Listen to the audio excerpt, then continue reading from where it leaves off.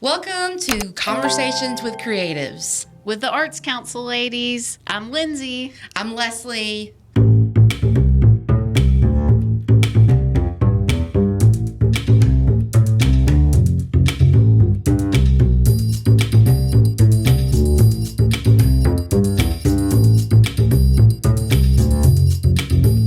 All right, today we are going to interview each other about our, what are we talking about? We're gonna talk about who we are, where we're from, Our villain, our likes, our dislikes, our villain origin stories. Yes, so you'll get to know the ladies of the Arts Council, two of the ladies of the Arts Council. We have many. Mm-hmm. So let's start with you, Lindsay. Let's let it rip. Lindsay, when did you know that you had a love for art? That's a little deep. Now tell me, when did you really start getting into art? Well, pretty much my whole life. Like even whenever I was a kid, Coming out of the womb. I born Had a with paintbrush. a paintbrush in my hand. Exactly. Okay. Yes. I mean, I loved art always. I just there has never been I was in college and I took a class and this Yeah. happened. I mean, it's just always been just a part of me, like creating, drawing. I remember whenever I was a kid, my grandparents had a fine collection of National Geographic magazines, as all people that lived through the Depression do. And they were in the room the guest room that me and my sister always stayed in when we came to visit. And so I would just pull those National Geographic magazines out, and I have never read one. I still think to this day I've never read a National Geographic magazine. Look at the photos. I looked at the photos. But I like to draw the pictures out of National Geographic. So that was my favorite thing to do was to fun. just thumb through there. And Did you have a great elementary art teacher? Because those are so important, yeah, kind of. We were a very small country school, so we had art every 6 months or something like that. Oh, but whenever I got it, I was gracious. this was the best thing ever. Right. It was really whenever I got into middle school and high school that really started. You had art classes? They had art I classes did. then? Yeah, and especially my high school art teacher, Mr. Lawyer. Mm-hmm. He was really somebody that was a big driving force behind really refining my art and stuff like that. And he was actually a printmaker too. Oh, there you go. So Yeah. I painted a lot whenever I was in high school. I started out painting watercolors actually, which people are always scared of painting watercolors, Right, Because right. it is kind of a difficult medium. Yeah, I would think so. I didn't really even paint with oils until I got to college. Okay. Yeah. So I did learn a lot more about painting. I went to University of Montevallo. So I did community college. I'm from South Alabama. That's where I grew up. My parents still live there. My whole family still lives there. I'm the only one here. I have a couple of family members that paint or artistic, or stuff like that. So I feel like some of it runs in my family. My grandmother always sewed and crocheted, and she would make stuff all the time. I have a great aunt that weaves. She had one of those huge looms that she weaves. So, there's always creative people in my family, but it's just kind of a part of me. And my sister's a little bit artistic. My dad can draw a little bit. Right. So it was just the natural next step. And it's just, I don't know. I never had I never was I want to go into banking or I want to be a real estate, whatever. Right. I was I just want to be an artist. Yeah. It was just always, that was in me. And so I went to Montevallo. I got my my bachelor's in fine art and studio in painting. Oh, okay. Yeah. So There wasn't a printmaking. they did have a printmaking. It was a concentration, and I took a lot of. That was really where I took my printmaking classes. Okay. So I did intaglio printmaking, which is on a it's on a piece of metal. It's Okay. not what I do now because Gotcha. it takes a lot more. Well, you have to have the supplies. You have to have the supplies. Yes. Stuff. That's what I would think. Yeah. So I did a lot of printmaking classes at Montevallo. Did all the painting classes. So my senior show was paintings. Okay. Yeah. And then after I graduated, I was I'm real tired of painting. I do not want to paint anymore. And that's whenever I turned to printmaking, and I could do block printing in my apartment. Oh, yeah. So it was easy to clean up. And so I just started doing the block printmaking, and There you go. just kind of gone from there. I used to make books. I used to do some book binding. Oh, cool. Yeah. So I started out kind of doing some book binding, and then I've always kind of liked fiber arts, sewing and stuff like that. I Right. sewed a little bit, but I've kind of gotten into it a little bit more Yeah, now. I should have brought my purse to show, but she's into sewing now, and she's made some beautiful purses, and Yeah, I do punch needle art, which is like a form of rug making. It's like Right. an old school form of rug making. And now I kind of teach workshops with punch needle or printmaking, especially like some of the school kids. And Right. hold my own workshops and stuff like that. So Yeah. I think it's fun to like share what you love with the Right. community. Absolutely. That's always. I feel like that's like the most important thing. Yeah, I love when you're teaching those middle school or high schoolers. Yes, middle school. I especially love it when they don't get injured. Yes, that was we had some workshops where we learned a lot. Yeah, we learned right. what we could do and what we could not do. Yeah. And it's always a little daunting to put a sharp object in a middle schooler's Yeah, hand maybe. and expect them to Not to follow the themselves. rules. Yes, yeah, we gave out a lot of Band-Aids in That's that right. workshop, so that was we learned a lot. Yeah. We did better the next time. Right. Absolutely. Yeah, and I mean, I never really wanted to teach. I didn't Right. know what I wanted to do Right, after I right. graduated from college, because for a visual artist, I remember like asking one of my professors, I was like, what do I do with this degree? And she was like, I don't know. And I'm like, Right. I don't know either. Wonderful. Wonderful. So Hey, I just finished college and I'm supposed to. yeah, what do I do? And I mean, I think a lot of college, Absolutely. especially art students feel like that. And I Right. think that's why they stopped making art after a while. I know, right? And I was working at Starbucks at that time. I worked at Starbucks for over 10 years. And Didn't know it was that long. yeah, it was almost 11 years, actually. Wow. I was a few months shy of 11 years. Yeah, so I just kind of, drifted around for a while. Yeah. And I actually met Bruce Andrews, the executive director of the Shelby County Arts Council, at Starbucks. We both worked there together. And he always tells me that the first time he met me, I was crying in the back room. He's told me that several times. And I do not remember this. I don't know. It's probably because I cried at Starbucks all the He time. was ready to go. I was just like, people hurt my feelings there constantly. So, Imagine. yeah, I've gotten a lot better. I wouldn't survive. Yeah, oh my gosh. Yeah. It was horrible. I got a lot better. I feel like I'm a lot better now. Yeah. I don't cry as much. Not over customers anymore. Right. Only if we're mad, maybe. Yeah, only if I'm mad. So I met him there, and I was actually already volunteering in Columbiana at the Archives. The Archives Oh, building. I didn't know that either. That was right across from the Arts Council. Mm-hmm. And it was a little boring. It was.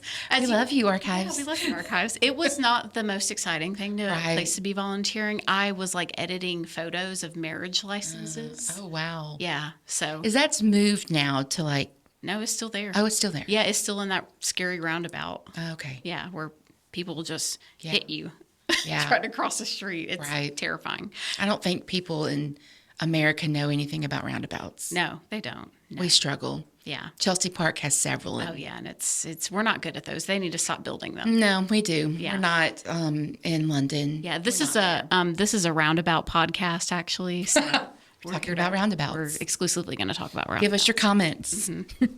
But so I volunteered there for just a little while, and then Bruce was like, "Well, I got this job as the director at the Shelby County Arts Council," Yeah. and he had already been working there. He was teaching a little bit, and so that's how he found out about the position. And he was like, "Why don't you come volunteer?" I was like, "Well, that sounds like a lot more fun than Right. volunteering at the archives." And I was actually volunteering because I needed volunteer. I was thinking about going to grad school. And one of the grad schools I was looking at, you needed volunteer hours. So I started volunteering at the Shelby County Arts Council. And 13 years later, Yes, here we never are. left. So I volunteered. I love it. It was a very small building. We still had a gallery, art classes, and a venue, music venue, but it was a very, very tiny building. Right. We were shoved. There were three of us, me, Sandra, and Bruce. We were shoved into the smallest office on the planet with no air. All were in the same office. We all were in the same office. There were two desks, and I would sit in a chair with my computer in my lap sometimes, and then sometimes I would sit out in the black box theater because it was right outside the office. Wow. And that's also where they taught music lessons. So Wow. I got to hear all those kids struggling through Jingle Bells and whatever Taylor Swift song was popular, Those Taylor and that Swift Moana song that was popular. Oh boy. And I had to do them one at a time because that was the only Sure. room. You only had one yeah. room. Yeah, it was very, very Wow, small how building. far we've come. I know, right? So I actually volunteered for free for 3 Yeah. years, and then I eventually got hired So I got hired part-time, and then eventually in 2019, it turned to a full-time position. Oh, And then we moved into our brand new facility. there it is. Big old art So are you center. still working at Starbucks until Yes, full-time? up till 2018. Okay. Yes, I had done like a couple of other little jobs. I worked at I was a reading interventionist for a little while. Yeah, I remember. Yeah, and then I worked for Reliant Media. I was the right. first employee at Reliant Remember Media. that? It's the only lady that worked there. Yeah. So, yeah. So I did that for a little while, and then whenever I went full time, then I quit all my other jobs. That's right. Yes. Yeah. Grew so up. I grew up. One job. One job. So now I am the Arts and Education Director Right. and Business And Manager. exactly. I wear a lot of hats. We all do, don't we? Yes, we do. Tiny team. Tiny team. Tiny and mighty. Tiny and mighty, yeah. So I schedule all the classes with the teachers, the music and the visual arts classes, workshops. I curate the gallery, so I work with all the artists. We'll have some of those on this show as well that Right. we're going to talk to. And, kind of everything else that know. happens, some of Yeah. the business stuff. And, You're doing really good at that. thank you. I try. She's a business girl, y'all. I'm a business girl. Who knew? Who knew? Bruce thought you'd be A great teacher. a great teacher, Not so much. and he never knew you'd be Yeah. turn into the businesswoman. Exactly. I'm just really organized. Is really all you it are. is. I can keep up with a lot of details. And so I do still like to teach sometimes, but I like to do workshops and stuff. Yeah. Just to kind of keep that creative flow Yeah, going. And right. I like meeting other artists and, trying out new techniques and stuff like that. So that's why I like to teach workshops, but not as much. Right. Yeah. Well, that's Lindsay Dice, everyone. Yeah. So now you know me. That's right. I'm also an artist too. I forgot She is an to artist. mention that. Yes, I do actually. I do sell my artwork at shows, and I actually curated my own gallery exhibit a couple years ago. Oh yeah, that's Yeah. when I started working there. So let's do that in a second. That's we could funny. do a whole episode on that one. That was a great one. We should, We should with others. because I love that. Yeah, it was so much fun. It was a tactile art exhibit based off of the music of Dave Crenshaw, and he wrote an album that was. He's an artist that experienced synesthesia, and if you don't know what that is, Yeah. do you know what that is, Leslie? Can I you define that one for us? Yes, it's like you see colors in music, right? And then you create it, something like that. Sort of. Sort of. Sometimes, Right definition. whenever some people hear sounds, they'll see a color. That's what I meant. Yes. Yeah, or something like that. There's a couple of different ways they can experience. Yeah. But Dave has gone blind over the last couple of years, but he's experienced synesthesia since he was like a teenager, I think. And as he started to go blind, he wrote this album that was like, it was songs based off of colors. And I was like, well, that would be. Whenever the album came out, actually it was like I think maybe 2019 or 2020 when the album came out. I just remember being in lockdown. And do you remember lockdown? I do remember lockdown. I had a great lockdown.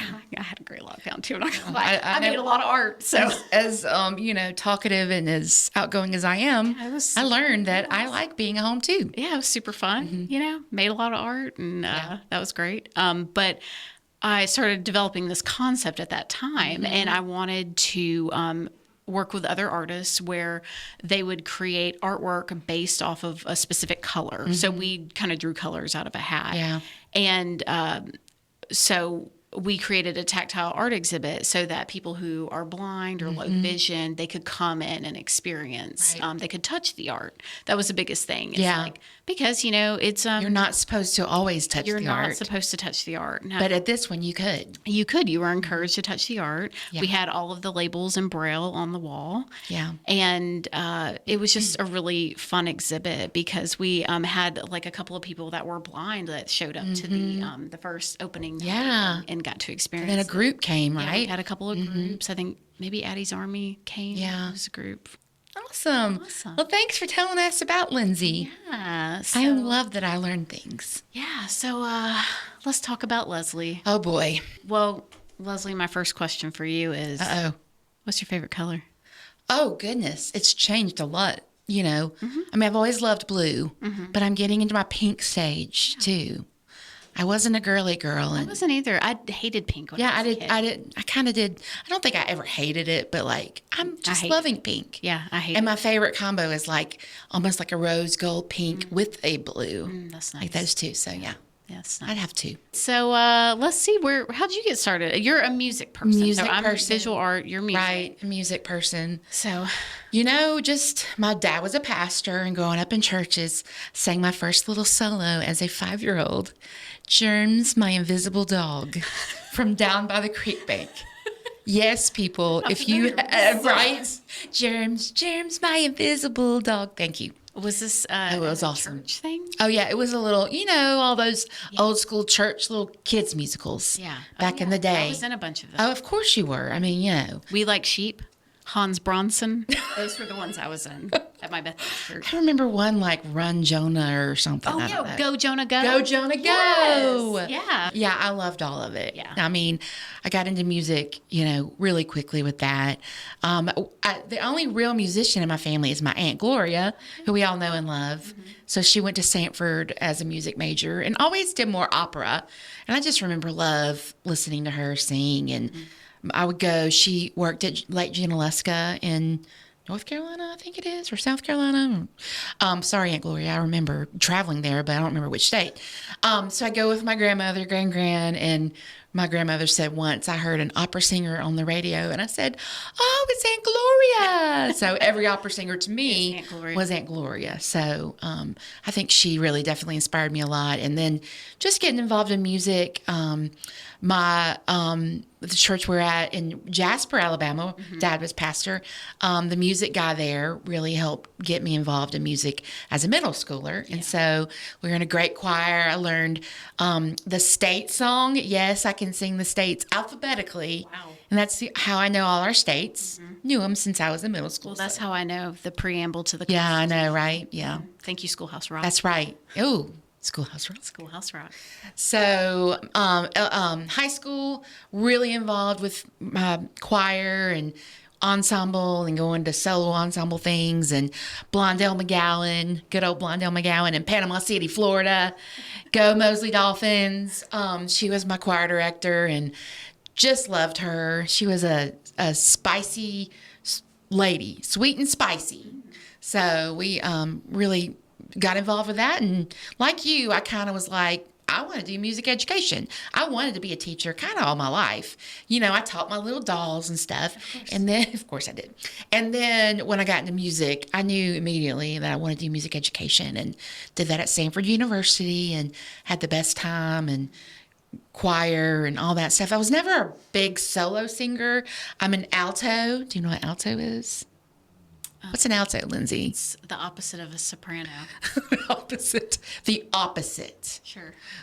It's a Similar. it's like a Lower or higher? it is lower. Definitely lower. It's like Sings the alto part.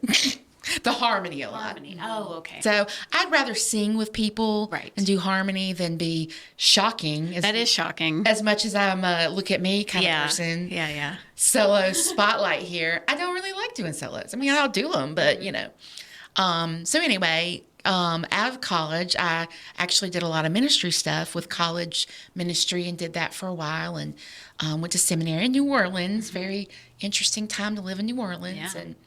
And then Was married. it before or after Katrina?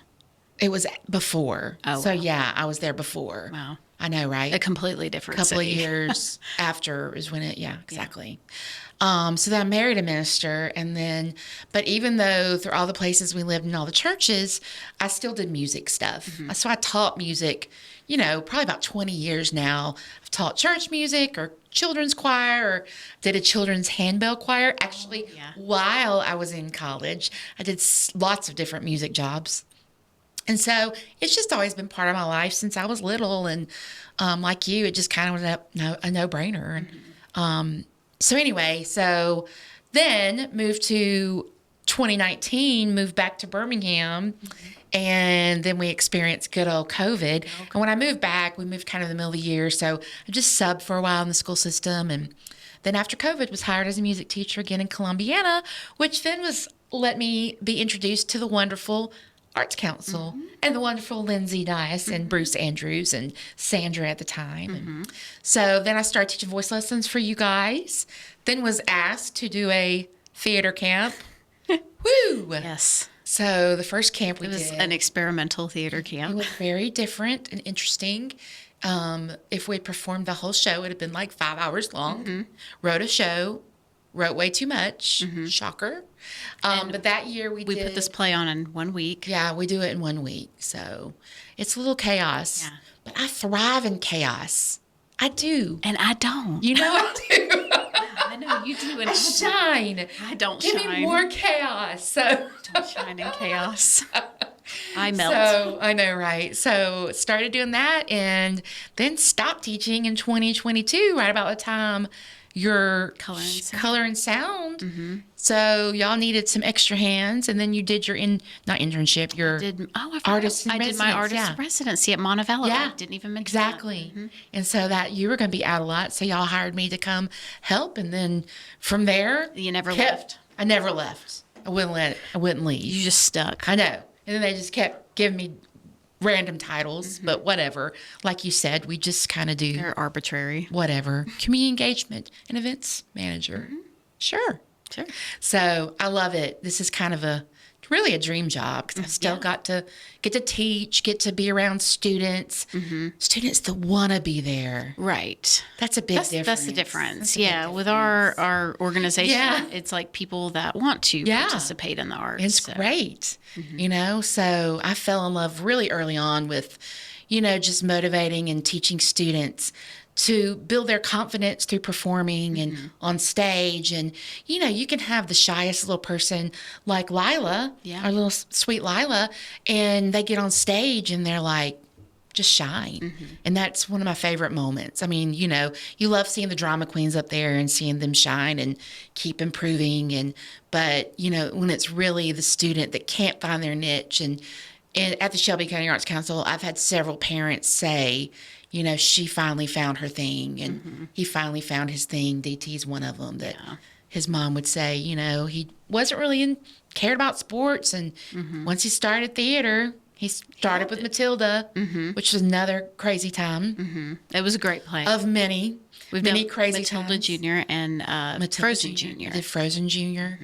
Yep, and that was the last major one I directed. And now I'm passing the torch to some younger ones. So it's been great being there and meeting all the people and all the kids that come through and then grow up and start helping like old Ruth. Yeah. So now she's just shining and directing, and we've got Sarah Elizabeth, hometown hero in Columbiana, coming back to help direct. And It's cool because I've seen some of the kids in our art camp, even at the old building. Yeah. A couple of them, they took art camp when they were little bitty things, and now they're in college and they come back and help us. That's right. And so it's just so cool to see them grow up, And you've seen a lot of these in theater camp too. Oh yeah, when they're absolutely. little, so. Yes, yeah, for years. Yeah. So I love being there. We have a great team.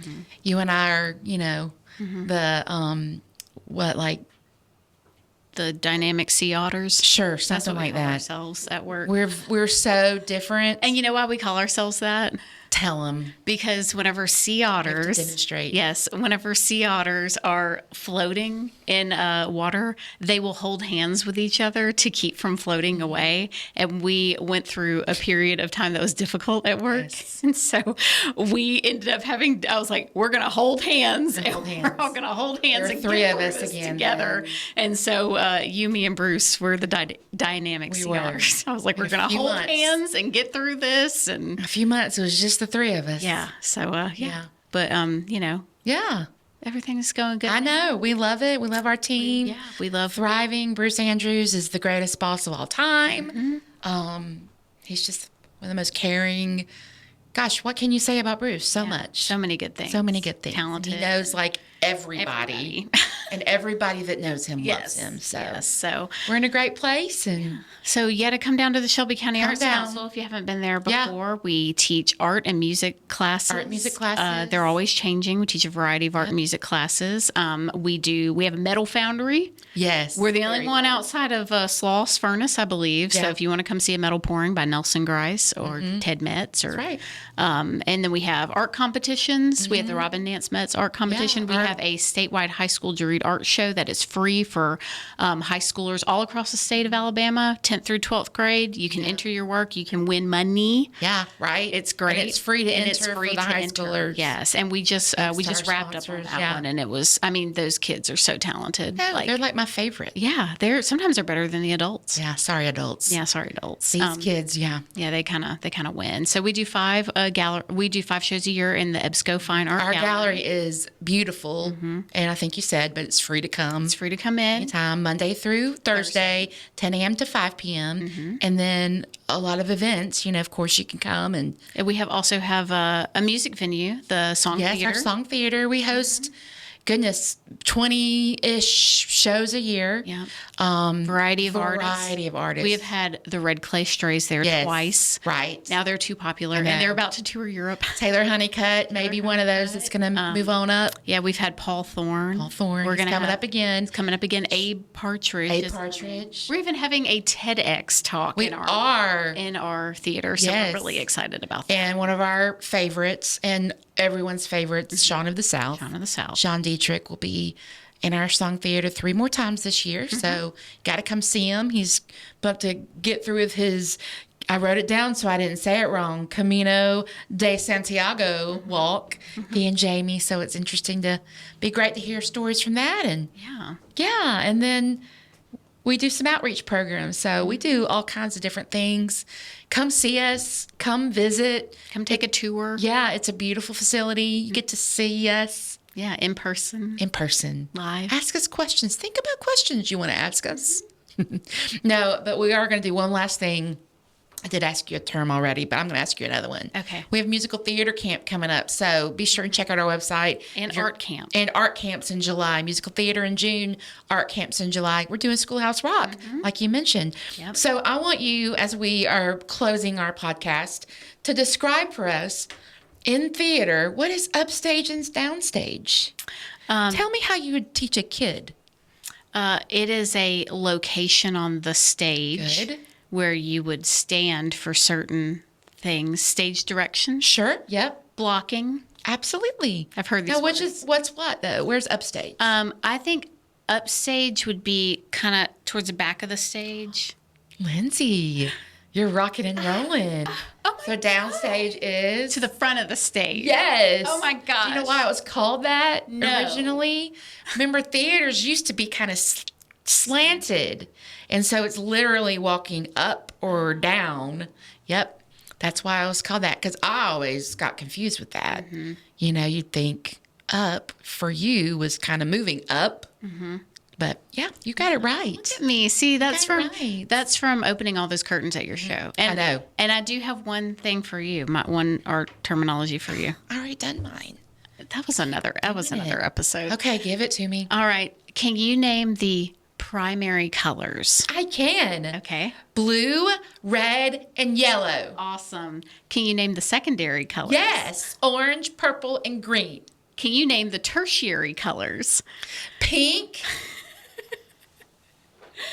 peach, brown, black, gray. Wrong. Turquoise, fuchsia. It's kind of. Just kidding. It would be more like yellow green. Okay, yeah. Yellow orange. That would be. They're the ones in between. There's more of them. I get kind of a B, maybe. Yeah, right? like a B plus. I give you a B plus. 2 out of 3. Yeah, I love it. 2 out of 3. Good job. Well, thanks for being with us today. Please join us for our other episodes. The next one, we get to interview our first artist, Tony Brock. That's right. Yeah. Who has a gallery exhibit right now that you can come through the end of June. Yep. Thanks so much. Bye.